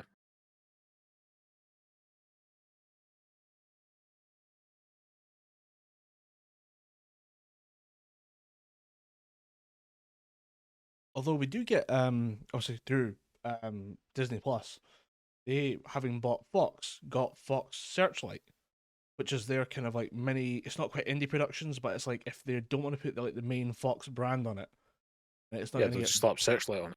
Yeah, they slap that on it, and they've got Banshees of Inisherin on there. Which... I have heard nothing but the highest of fucking praise for this film. Yeah. Apart from you, there's only one other person that really talked about films, and he has been gushing about this film since it dropped, saying that it's not a typically difficult film to understand. It's just a good film done really, really well with some top quality acting. Yeah. I mean, I was talking to one of my film friends about it, and she was saying it's one of the best films she's seen the last couple of years, but also it is literally just the description of it is two friends falling out, and she says it's some of the best dialogue and acting she's ever seen in movies, and I'm like, interesting. Like, how do you? I mean, maybe it's just that ADD brain that we've all got these days, but the idea that you just have a film of people talking for 2 hours and it's some of the best stuff you can watch this year is fascinating. And the fact that it gets no love until it's mentioned as an Oscar-worthy film is just a sad state of affairs. To be fair, I think I'd actually seen it because the main character, one of the main characters, basically the guy that isn't Colin Farrell, Brendan Gleeson, is actually genuinely one of my favourite actors. He was in a film called The Guard with Don Cheadle. Mhm. And I can't. I think Don Cheadle was something like an FBI agent that goes to some part of Ireland to investigate something, and he has to liaise with Brendan Gleeson's character, who is one of they call him the Garda in Ireland, and it's just a great film. To say that Brendan Gleeson, not that Don Cheadle gave a bad performance, but to say that Brendan Gleeson stole the show from Don Cheadle, kind of made me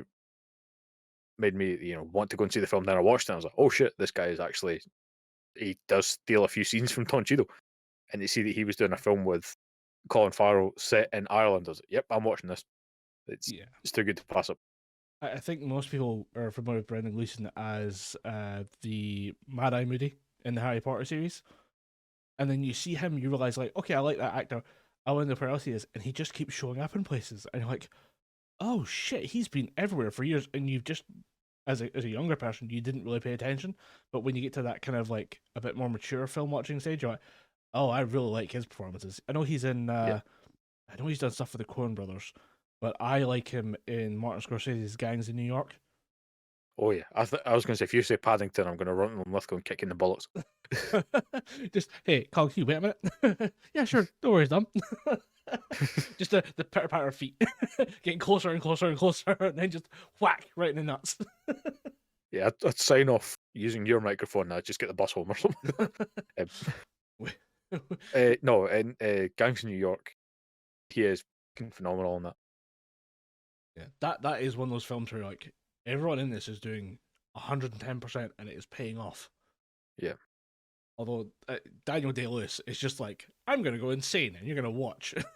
Yeah. Okay, cool. I'm down for the ride. You absolute fucking maniac. Yeah. That's the only film of his that I can actually watch.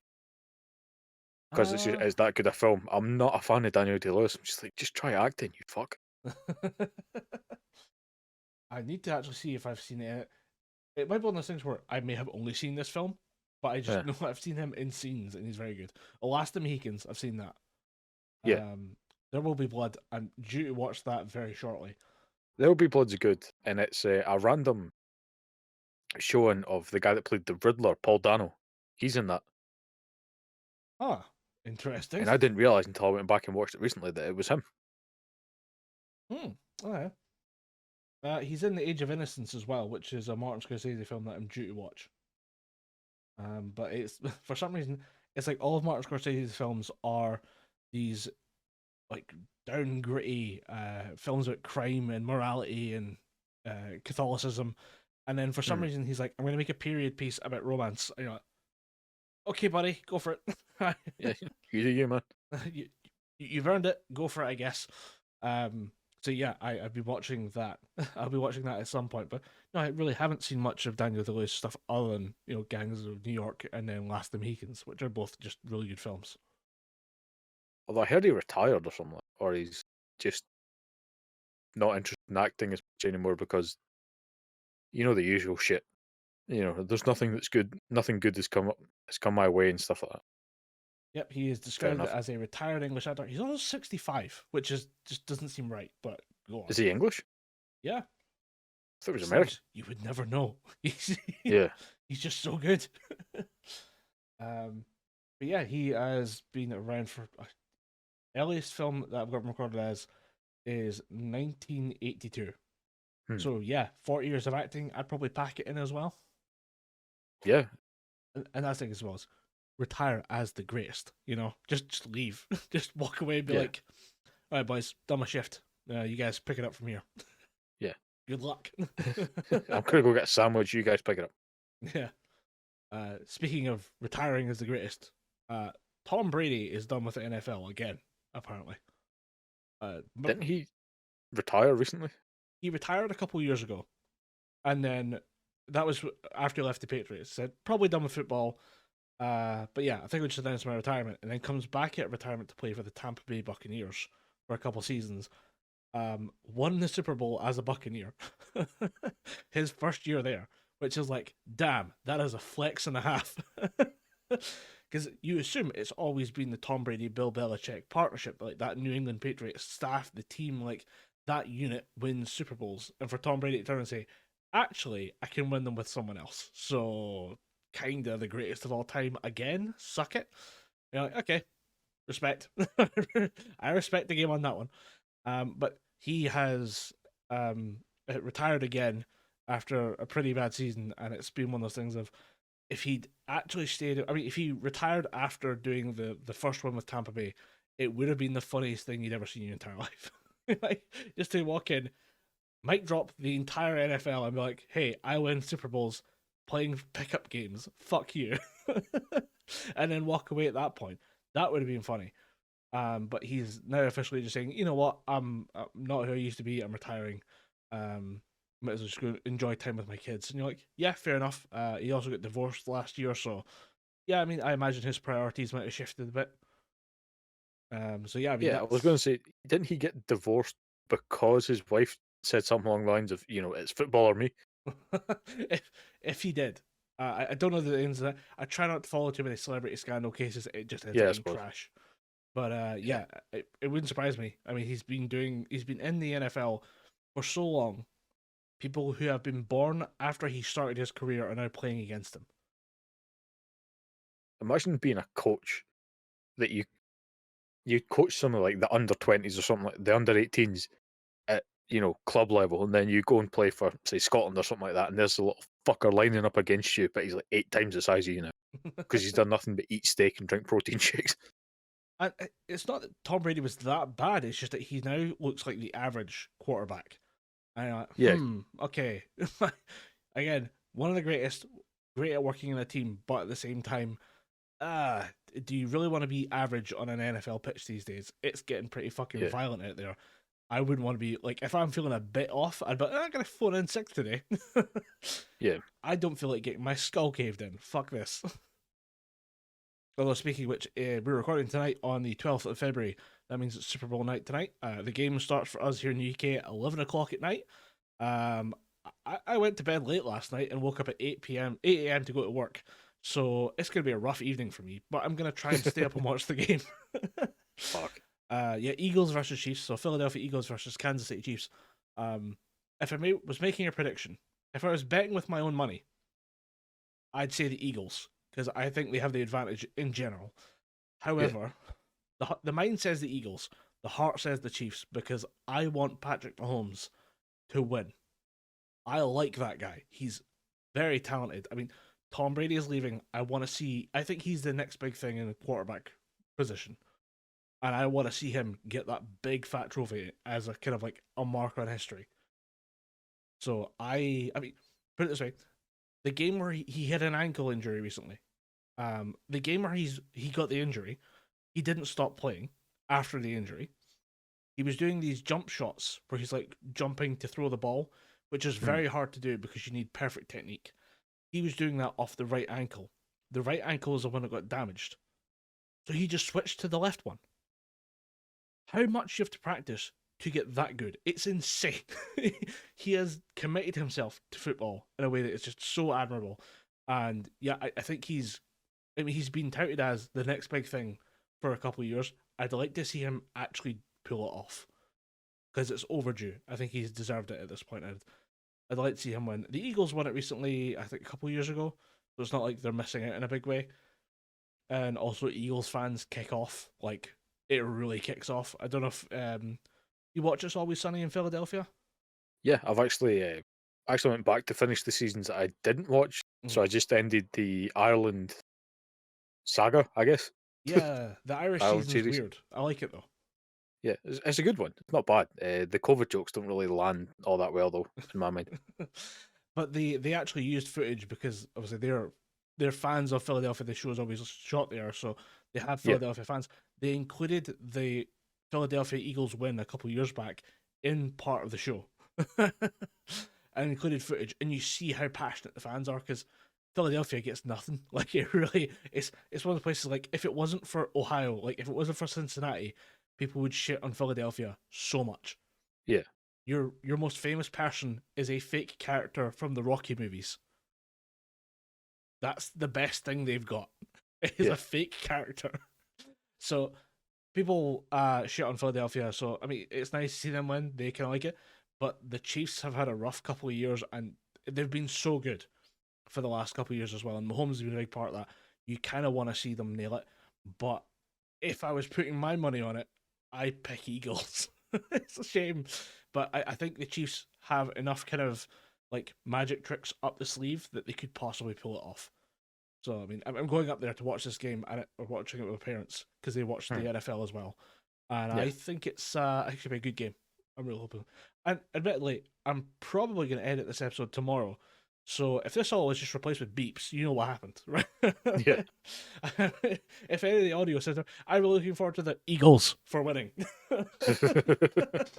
Yeah, just get that clean audio now, Colin. Yeah. I really think the Eagles played well last night. So if you're listening to this episode and Colin randomly says, the Philadelphia Eagles, you know why. Maybe I just replace it with text to speech. Yeah, maybe. But yeah, Super Bowl's going to be interesting. And we're in the middle of Six Nations games, aren't we, for rugby? Yep, absolutely. And as a Scottish fan, as a Scottish rugby fan, I'm in a weird yet very hopeful place because we've won 2 games in the bounce, which hasn't happened in a fucking while, one of which being England and the other one being Wales.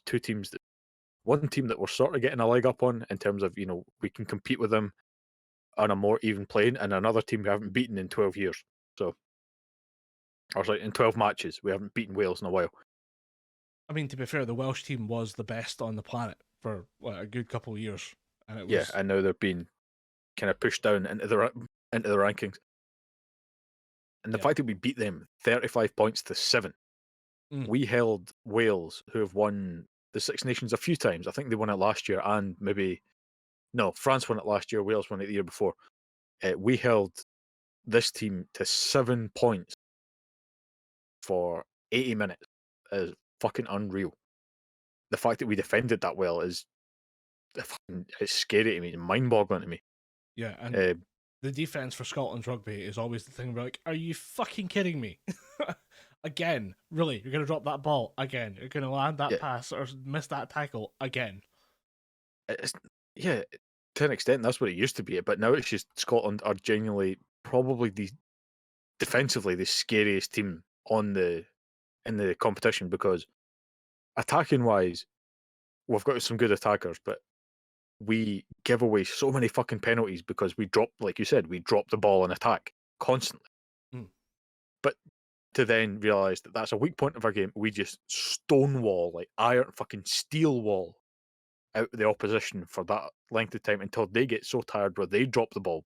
Or that we've got in rugby, if there's a ruck formed with the balls on the ground and it's ready to be played, another player can jackal over and try and rip the ball. We have at least 6 players on our team that are experts at that shit, like surgical removal of the ball from the opposition's ruck. And so we just kind of hold them out for that amount of time, and then just send in these surgeons to go and remove the ball from the ruck, and then play it on from there and give it to the speedsters, because we've got a few fast motherfuckers. I mean, do you want to talk about that try from the England game? I think we have to. That try, which is honest to God, fucking beauty of an example of a try. South African-born Scotsman Duhan van der Merwe caught an absolute peach of a ball from the Scottish winger Kyle Steyn and just ran almost the full length of a pitch to score one of the greatest individual tries I've ever seen in a game of rugby. Not only that, he did it while fending off 5 fully grown big boy forwards. Yeah. It's literally batting them away. And then he scored the try right between the uprights. Anyone watching that, English fan, Scottish fan, even if you're not a rugby fan, you just watched it going, holy shit, that is fucking peak athleticism. Yeah, I was gonna say that's like fun. That is rugby at its core, but no, it's athleticism. It's power, strength, speed. It's just so much combined into one, and then just he makes it look easy as well, which is like, okay, fuck you. Yeah, that's the thing. Duhan van der Merwe, he's been, as a Glasgow fan, I always hated seeing him on the opposition because I was like, this fucker is going to just tap dance through us. He's going to like push us about because he's a genetic freak, right? He's just so like upper body strength is killer, but then he's got the legs to back it up and just literally power through like 4 or 5 forwards to go and score the try. But seeing him on the Scotland team, it's made everybody up their game really because he'll be running these fucking massive lines and battering through people, and all the other like sort of forwards and backs are just looking at him going, "Shit, we need to up our game if we want to be anything like this guy." And then And they training have, against quite something, frankly, they have. is it training against somebody like that really helps your defense. Well, If absolutely. you're lining up against him, fuck, we got to tackle him. Like you have to tackle him. You have to figure out how to break somebody that big that fast, so that when Yeah. that shows up in another team, like, I know how to deal with this. I was training with him the other day, and I basically kicked his ass. So I'll do the same thing. I'll just line up again, go for that angle into that part of the shit, and go. Yeah. That helps the whole team, and then maybe that's it. Maybe we just have a new generation of kids coming into the squad, and it's like, okay, we all need to step up to the new level, and everyone else kind of comes along with it. I mean, yeah, it makes sense that Scotland's game's upped quite a lot, especially in defense. Like, if easy to have kind of offense players that are kind of big, but then like if you have a defense takes teamwork in a way. Yeah. I reckon that's where we're maybe getting a bit more of a competitive edge, is that the teamwork's coming because we have to deal with our own monster attacking players. Yeah, absolutely. And if we've got sort of team, if players like that, like you said, like sort of this new phase of players that are coming up that are just raising standards, I think we need to kind of dig more into that because I think the change in Scottish rugby, basically since I've been paying attention to competitive rugby again for the past maybe 10, 12 years, is honestly night and day. Because I remember going to see Scotland games in primary school and maybe a couple of times in high school, and just expecting maybe to get a couple of tries here and there. And if we played the game and only got scored 3 times against us, I thought, yeah, that's a good game. We played well defensively, but there wasn't that much hype about Scotland at the time. So to see them breaking that stigma of Scotland, they're quite a boring team, they're the strongest team in the league because they're propping everybody else up, that kind of thing. To see that stigma being broken, and then people around the game of rugby are just sitting looking inward at Scotland, thinking, fuck, these guys aren't they're not the outcast red-headed stepchild anymore. They're actually a fucking threat, and they need to be watched. Otherwise, they're just going to run over the top of us now. Yeah, we can't just run the training drills against Scotland. We need to actually have a Scotland plan to go up against them. Yeah, we can't just play well against Scotland. We actually have to have a plan in place. Yeah, which it's good to see. I mean, not that big of a like national sports fan, not that big of a sports fan in general, but when you find out that your team requires a plan, your team's worthy of respect now, you're like, yeah. Yeah. And it's been well fought for, because it's been long fought for. Yeah, Scottish rugby has been just kind of like, I just assume we've lost. Like, I don't even bother checking the score. I'm like, okay, how much did we lose by? Was it that bad? Okay, it wasn't. Oh, we only lost by 14. That's not too bad. It feels good to do a sports corner again, because it's been a while since we've done one. I don't know what it is. Yeah, fucking hell. I mean, I was gonna say it's not like there was a lot going on last year, but I'm pretty sure last year with the Olympics we missed most of that. I think the most entertaining thing I saw there was like rock climbing. That was fun. Yeah. And then beyond that, it was just, I mean, I don't think there was that much going on. I mean, there was the World Cup, but not a soccer fan, so I'm not going to watch it. Yeah, no, I don't care about football. Yeah. But yeah, I guess like just having our games come back, like, okay, now we get to chat shit. Yeah. I guess we wrap things up at the elevator pitch. Dom, you got anything for us? Yeah, I actually do have one. It's actually kind of a remnant from the best of episode, but as you know, no secret that I'm a D&D fan, a Critical Role fan. I would talk about Vox Machina Season 2, but like we said in previous episodes, when something's good, kind of don't really have a whole hell of a lot to say about it. when the animation's good, the acting's good, the script's good, kind of fuck all you can say about it, other than go watch it. But as a D&D fan, I'm always looking for podcasts that are maybe a bit more accessible than Critical Role, because Critical Role are 3, 4, sometimes 6 hour episodes, and they get quite heavy in terms of like the time input they need to put into them. So I'm always looking for something that's maybe a bit more bite sized. And this is when I came across a podcast called Dark Dice, which I've just linked to Colin just now. And it's a different type of podcast in the sense that the characters get put through the ringer and there's no real positivity or message at the end of it. Whereas in Critical Role, there's always a positivity about it. It's like they can pick themselves back up and continue on fighting because they have the power of friendship.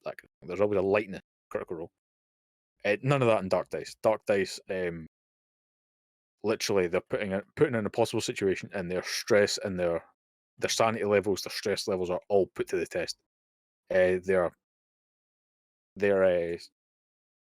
mission in this is they get put into they get led to a certain site, and they have to try and find a whole bunch of kidnapped children, because these kidnapped children are being used for a ritual to summon.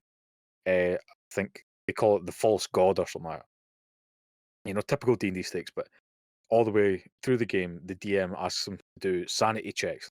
If they go through a certain amount of, if they lose a certain amount of sanity points, a certain point of a certain aspect of the game will unfold, and the character will have to react to that.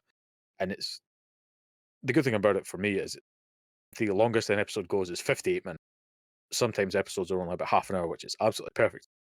I love watching Critical Role, but it is a huge time investment. And just to see something where it's just a bit darker, when it's not characters who are just like, yeah, I trust you, buddy. It's just the kind of, where did you come from? Why are you here? Why are you here right now in this, fucking weird situation that we're in? You need to tell me everything about you. And it gets a bit kind of paranoid. It's totally different. And because it's not professional voice actors, there are some very, very big mistakes as well that they leave in there. And it's a different D&D podcast, and it's one that I would highly recommend if you just want something a bit different, where it doesn't really seem like the player characters are going to get out of the situation, because it is bleak in comparison to Critical Role. But that's why I like it. That's good, because I'm getting recommendations for D&D podcasts, and I'm like, I don't like the sound of that. I don't like the sound one. If you tell me there's a slightly, not dark, or a bit say edgy there, but we talked about the difference to edgy and dark there before. Tell us a darker version of the D&D podcast where trust isn't assumed. Put it that way. Yeah, like you're in the party together and you're working out of convenience. At the same time, there's a heavy distrust about the party. Yeah, because that's always the part of a D&D game I never quite really sync up with. Like, it's a bit kind of, you always just meet, like, the party's pretty much established unless you go through a whole thing of meeting people and bringing them in one character at a time, and then who decide who's the main character, which perspective do you start with? If you're starting with the party, it just kind of becomes like, oh, you're all just working together, you're all just best buddies. Yeah. But the idea of characters and, alliances of convenience is pretty good. Yeah. And it's definitely something that I've taken forward in my D&D playing, is that even though you're working together, my loyalty is not always assumed. If you stab me in the back at something, that tenuous loyalty is going to be tested. And my current Pathfinder group, that is definitely getting tested quite a bit. Yeah. I guess that's the kind of, like, if you were to play into the chaotic kind of lawful side of things, I guess. Like, hey, look, we're cool right now, but if you fuck me over, I will throw you in a ditch and burn your corpse. Yeah. I like that idea. It's pretty cool. Yeah. I like the idea that, like you just said, alliances aren't assumed. Like, you have to earn it. Yeah, I like it. I have something a little bit less intense. All right, cool. I got handed. Somebody just was talking about a channel called Djibouti Dubs, and it is just people voicing over infomercials and old cartoons from back in the day, and it is just silly fun. I mean, I'm sending you the link example that I'm going to send over is a YouTube short about Hot Pockets, and it is just like old school like infomercials, like back in the day, like the cooking channel that you used to see, and it's just somebody taking the piss out of it with like a weird kind of, it's not quite Eric Cartman voice, that's my kind of go-to reaction, but it's this weird kind of angry old lady voice that they have that's just, if it hits you right, it's gonna send you to the fucking moon and back, laughing your ass off, like splitting your sides. There's a good chance that I will send this link out, and people will bounce off this clip and say it's crap, and I get that. But this just it hit me one night, and it's so my kind of weird, shitty sense of humor that I just really enjoy it. So I recommend at least checking out Djibouti dubs. Didn't Djibouti dubs? Didn't they do the Spider-Man dubs and stuff like that? Probably it's their type of thing. I can imagine they would have done. But yeah, it probably is one of the things they've done. It'd be pretty. I'll go back and dig into it. But I mean, I've just been watching the infomercial stuff because I find infomercials hilarious. This idea that like you're gonna have a TV show that is basically like a 30-minute, like a 15-minute advertisement for a product that you know is shit. Like it's not the best, but it just so happens that someone's made an easy, convenient product that fits one very niche use, and it's available now for only $29.99. And I find that fascinating. So the idea that somebody's out there just ripping into these adverts is just that's very much my sense of humor, I guess. Yeah. Well, I think that's all for today. So if you'd like to reach out to us, you can do so on Twitter at Gibberpish. Although at this rate, who knows how long that's going to last? I am fucking done with Twitter at this point. Yeah. It's getting more and more into SS, but we have been looking into alternatives. I don't think we found one that we actually enjoy. I did look into stuff like Mastodon. All the kids were jumping over there, and I'm like, that's not a social media platform. That's the Discord server. You have our own Discord server that we could have grabbed when we started the podcast. There's fuck all in it, so it might be time to go through and just perk it up a little bit.